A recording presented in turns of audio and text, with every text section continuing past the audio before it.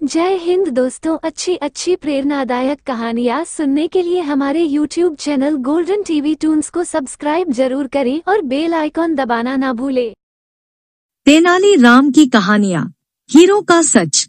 एक बार राजा कृष्णदेवराय दरबार में बैठे मंत्रियों के साथ विचार विमर्श कर रहे थे कि तभी एक व्यक्ति उनके सामने आकर कहने लगा, महाराज मेरे साथ न्याय करें, मेरे मालिक ने मुझे धोखा दिया है। इतना सुनते ही महाराज ने उससे पूछा, तुम कौन हो और तुम्हारे साथ क्या हुआ है? अन्नदाता, मेरा नाम नामदेव है। कल मैं अपने मालिक के साथ किसी काम से एक गांव में जा रहा था। गर्मी की वजह से चलते चलते हम थक गए और पास में स्थित एक मंदिर की छाया में बैठ गए। तभी मेरी नजर एक लाल रंग की थैली पर पड़ी जो कि मंदिर के एक कोने में पड़ी हुई थी। मालिक की आज्ञा लेकर मैंने वो थैली उठा ली। उसे खोलने पर पता चला कि उसके अंदर बेर के आकार के 2 हीरे चमक रहे थे। हीरे मंदिर में पाए गए थे, इसलिए उन पर राज्य का अधिकार था। परंतु मेरे मालिक ने मुझसे ये बात किसी को भी बताने से मना कर दिया और कहा कि हम दोनों इसमें से एक एक हीरा रख लेंगे। मैं अपने मालिक की गुलामी से परेशान था, इसलिए मैं अपना काम करना चाहता था, जिसके कारण मेरे मन में लालच आ गया। हवेली आते ही मालिक ने हीरे देने से साफ इनकार कर दिया। यही कारण है कि मुझे इंसाफ चाहिए। महाराज ने तुरंत कोतवाल को भेजकर नामदेव के मालिक को महल में पेश होने का आदेश दिया। नामदेव के मालिक को जल्द ही राजा के सामने लाया गया। राजा ने उससे हीरों के बारे में पूछा तो वह बोला, महाराज ये बात सच है कि मंदिर में हीरे मिले थे, लेकिन मैंने वो हीरे नामदेव को देकर उन्हें राजकोष में जमा करने को कहा था। जब वह वापस लौटा तो मैंने उससे राजकोष की रसीद मांगी तो वह आनाकानी करने लगा। मैंने जब इसे धमकाया तो ये आपके पास आकर मनगढ़ंत कहानी सुनाने लगा। अच्छा, तो ये बात है। महाराज ने कुछ सोचते हुए कहा, क्या तुम्हारे पास इस बात का कोई सबूत है कि तुम सच बोल रहे हो? अन्नदाता, अगर आपको मेरी बात पर यकीन नहीं तो आप मेरे दूसरे 3 नौकरों से पूछ सकते हो। वो उस वक्त वही थे। उसके बाद 3 नौकरों को राजा के सामने लाया गया। तीनों ने नामदेव के खिलाफ गवाही दी। महाराज 3 नौकरों और मालिक को वहीं बिठाकर अपने विश्राम कक्ष में चले गए और सेनापति तेनालीराम महामंत्री को भी इस विषय में बात करने के लिए वहां बुलवा लिया। उनके पहुंचने पर महाराज ने महामंत्री से पूछा, आपको क्या लगता है, क्या नामदेव झूठ बोल रहा है? जी महाराज, नामदेव ही झूठा है।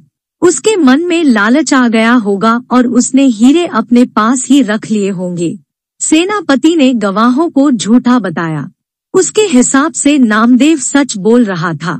तेनालीराम चुपचाप खड़ा सबकी बातें सुन रहा था। तब महाराज ने उसकी ओर देखते हुए उसकी राय मांगी।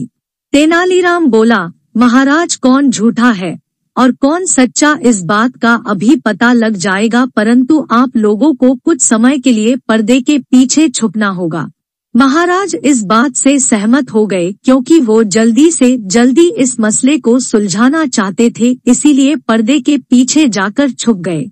महामंत्री और सेनापति मुंह सिकोड़ते हुए पर्दे के पीछे चले गए।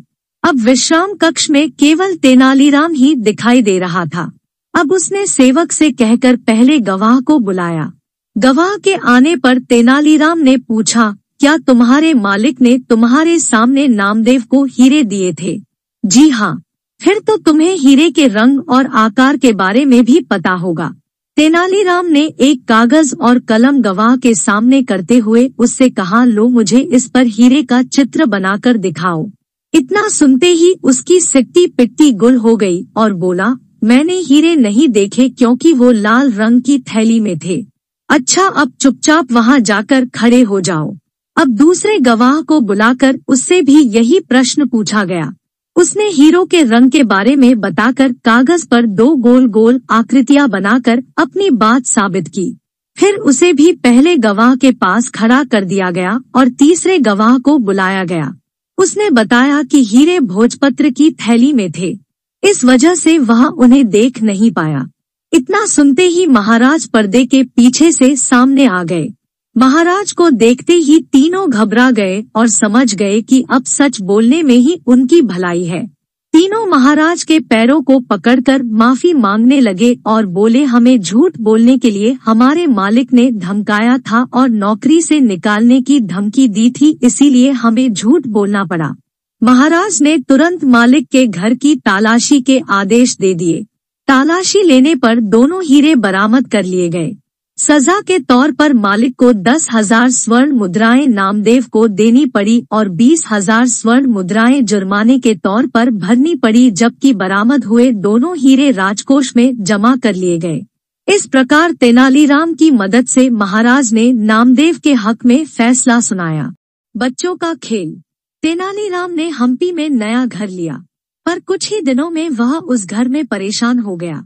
घर के बाहर देर रात बच्चे शोर मचामचा कर खेलते रहते थे। तेनालीराम ने बच्चों को वहां खेलने से मना किया, पर जिद्दी बच्चे सुनने वाले कहाँ थे। एक शाम रोज की तरह बच्चे तेनाली के घर के बाहर पिट्ठू का खेल खेल रहे थे। खूब शोर शराबा हो रहा था। तेनाली ने कुछ विचार किया। उसने सभी बच्चों को बुलाया और बोला, मुझे बच्चों का खेलना बहुत पसंद है। छुपन छुपाई, गिल्ली डंडा, कबड्डी और पिट्ठू आदि कुछ खेल हैं जो मुझे अपने बचपन की याद दिलाती है। अगर तुम लोग रोज रात को सड़क पर ये सभी खेल खेलोगे तो मैं तुम्हें 10 सोने के सिक्के दूंगा। यह सुनकर बच्चे खुश हुए। नेकी और पूछ पूछ। उन्हें तो अपने मनपसंद खेल खेलने को मिल रहे थे और ऊपर से खेलने के पैसे भी मिलने वाले थे। पूरे सप्ताह बच्चे नियम से रोज रात को तेनाली के घर के बाहर सड़क पर खूब हल्ला मचाकर खेलते रहे। सप्ताह के अंत में वे तेनाली के घर गए। तेनालीराम ने उन्हें 10 सिक्के दिए।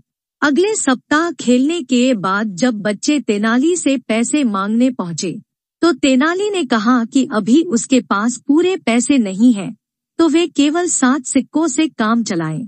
तीसरे सप्ताह भी बच्चों ने अपना वादा पूरा किया, परंतु पैसे देने के समय तेनाली उन्हें केवल 5 सिक्के ही दिए और कहा, मेरे मालिक ने मुझे तनख्वाह नहीं दी है। बच्चे निराश हुए, पर क्या कर सकते थे। वे 5 सिक्के ही लेकर आ गए।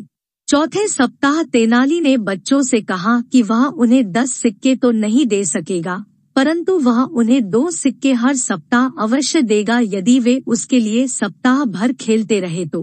अब तक बच्चों के सब्र का घड़ा भर चुका था। आप चाहते हो कि हम सिर्फ 2 सिक्कों के लिए 7 दिन खेलें?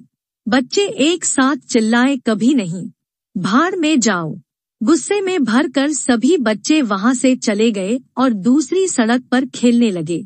उस दिन के बाद बच्चे उस सड़क पर कभी नहीं खेले और तेनालीराम के नए घर के आसपास शांति हो गई।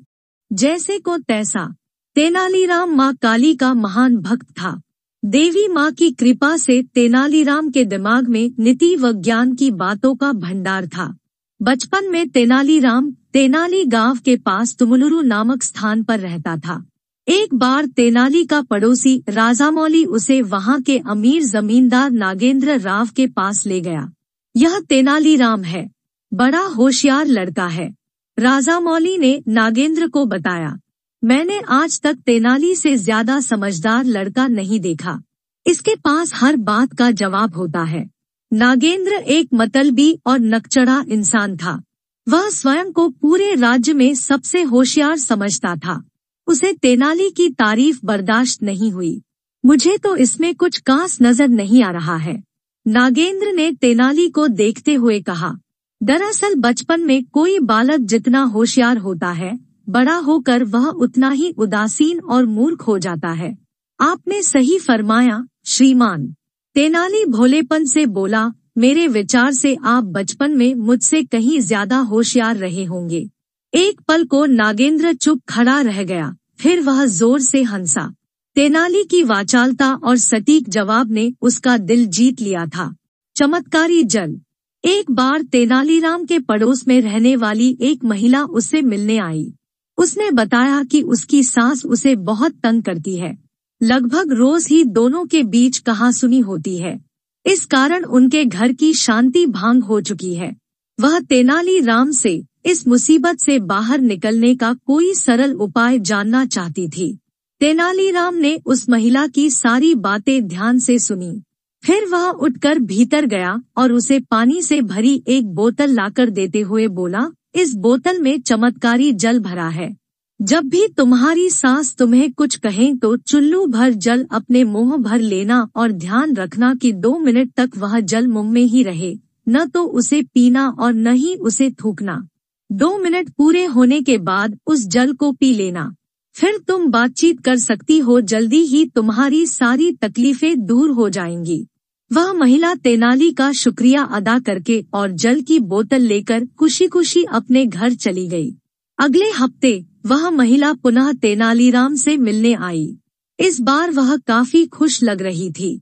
उसने तेनाली को बताया कि अब उसके घर में अपार शांति है। कई दिनों से उसका अपनी सास से बिल्कुल भी झगड़ा नहीं हुआ है। उसने तेनाली से उस चमत्कारी जल की एक और बोतल देने की प्रार्थना की। तेनालीराम उठकर भीतर गया और बोतल और लाकर उस महिला को दे दी। इसी प्रकार 1 महीने तक चलता रहा। वह महिला आकर तेनालीराम से चमत्कारी जल से भरी नई बोतल ले जाती। हर बार वह उस जल की प्रशंसा करती और तेनाली का धन्यवाद करती। 4 हफ्ते बीतने के बाद जब वह महिला 5वीं बोतल लेने आई तो तेनालीराम ने कहा, अब तुम्हें हर हफ्ते यहाँ आकर जल की बोतल लेने की कोई आवश्यकता नहीं है। अब से तुम इस बोतल को अपने ही घर में कुएं से भर सकती हो। महिला को कुछ समझ नहीं आया। वह आश्चर्यचकित होकर तेनाली का मुंह ताकने लगी। तब तेनाली ने महिला को समझाया, उस बोतल के जल में चमत्कार नहीं था, चमत्कार हुआ है तुम्हारे चुप रहने से। मुंह में भरे जल के कारण तुम अपनी सास को शीघ्र ही पलटकर करारा जवाब देने में असमर्थ थी। जब तक तुम वह जल पीकर बोलने लायक होती, तब तक वह पल बीत चुका होता और तुम्हारी सास दोनों का गुस्सा ठंडा हो चुका होता। यही कारण है कि अब तुम्हारे घर में सुख शांति का वास है। अब वह महिला अपनी भूल समझ चुकी थी। उसने तेनाली का शुक्रिया अदा किया और चुपचाप अपने घर चली गई।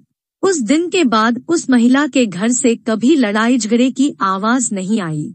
वह संयम का अर्थ समझ चुकी थी। चमत्कारी जल। एक बार तेनालीराम के पड़ोस में रहने वाली एक महिला उससे मिलने आई। उसने बताया कि उसकी सास उसे बहुत तंग करती है। लगभग रोज ही दोनों के बीच कहासुनी होती है। इस कारण उनके घर की शांति भंग हो चुकी है। वह तेनालीराम से इस मुसीबत से बाहर निकलने का कोई सरल उपाय जानना चाहती थी। तेनालीराम ने उस महिला की सारी बातें ध्यान से सुनी। फिर वह उठकर भीतर गया और उसे पानी से भरी एक बोतल लाकर देते हुए बोला, इस बोतल में चमत्कारी जल भरा है। जब भी तुम्हारी सास तुम्हें कुछ कहें तो चुल्लू भर जल अपने मुंह भर लेना और ध्यान रखना कि 2 मिनट तक वह जल मुंह में ही रहे, न तो उसे पीना और न ही उसे थूकना। 2 मिनट पूरे होने के बाद उस जल को पी लेना। फिर तुम बातचीत कर सकती हो, जल्दी ही तुम्हारी सारी तकलीफें दूर हो जाएंगी। वह महिला तेनाली का शुक्रिया अदा करके और जल की बोतल लेकर खुशी खुशी अपने घर चली गई। अगले हफ्ते वह महिला पुनः तेनालीराम से मिलने आई। इस बार वह काफी खुश लग रही थी। उसने तेनाली को बताया कि अब उसके घर में अपार शांति है। कई दिनों से उसका अपनी सास से बिल्कुल भी झगड़ा नहीं हुआ है। उसने तेनाली से उस चमत्कारी जल की एक और बोतल देने की प्रार्थना की। तेनालीराम उठकर भीतर गया और बोतल और लाकर उस महिला को दे दी। इसी प्रकार 1 महीने तक चलता रहा। वह महिला आकर तेनालीराम से चमत्कारी जल से भरी नई बोतल ले जाती। हर बार वह उस जल की प्रशंसा करती और तेनाली का धन्यवाद करती। 4 हफ्ते बीतने के बाद जब वह महिला 5वीं बोतल लेने आई तो तेनालीराम ने कहा, अब तुम्हें हर हफ्ते यहाँ आकर जल की बोतल लेने की कोई आवश्यकता नहीं है। अब से तुम इस बोतल को अपने ही घर में कुएं से भर सकती हो। महिला को कुछ समझ नहीं आया। वह आश्चर्यचकित होकर तेनाली का मुंह ताकने लगी। तब तेनाली ने महिला को समझाया, उस बोतल के जल में चमत्कार नहीं था, चमत्कार हुआ है तुम्हारे चुप रहने से। मुंह में भरे जल के कारण तुम अपनी सास को शीघ्र ही पलटकर करारा जवाब देने में असमर्थ थी। जब तक तुम वह जल पीकर बोलने लायक होती, तब तक वह पल बीत चुका होता और तुम्हारी सास दोनों का गुस्सा ठंडा हो चुका होता। यही कारण है कि अब तुम्हारे घर में सुख शांति का वास है। अब वह महिला अपनी भूल समझ चुकी थी। उसने तेनाली का शुक्रिया अदा किया और चुपचाप अपने घर चली गई। उस दिन के बाद उस महिला के घर से कभी लड़ाई झगड़े की आवाज नहीं आई। वह संयम का अर्थ समझ चुकी थी।